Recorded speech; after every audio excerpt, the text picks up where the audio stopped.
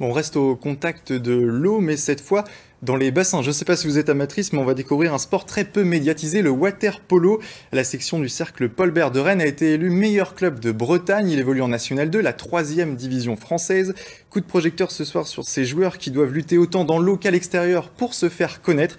Reportage signé Benoît Levaillant et Christophe Rousseau.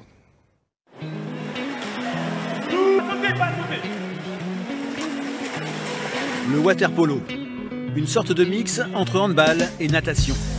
Tout le monde connaît, mais très peu le pratique. C'est un sport épuisant, très physique, un sport de contact. Compte avant avec le poids, on va chercher en haut et on revient 3 fois sur chaque jambe. C'est un mélange de souplesse et de puissance et de force brute, donc il faut savoir jongler un peu avec ses paramètres et trouver les meilleurs exercices. La base d'un bon waterpoliste, c'est la natation. À l'entraînement, il faut donc faire des longueurs, mais pas que. Il y a beaucoup de contacts physiques, donc il faut quand même être entraîné à avoir une accélération très importante sur les courtes distances, plutôt que sur les très longues distances. Donc il faut bien sûr une base aérobique, mais après c'est de petites sprints. Dans l'eau, ne pas avoir peur de chercher la bagarre. Grimper sur l'adversaire est autorisé, il faut s'imposer. Il faut que la défense ait peur de nous, sinon ça sert à rien. C'est la plus, on est un joueur de plus, putain de merde. On est en statistique de merde. 20 plus, on fait un but. Allez!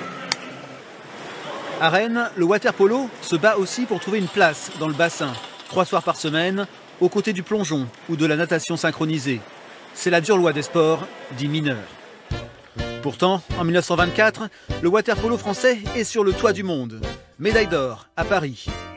Depuis les années 1950-60, il a un peu coulé.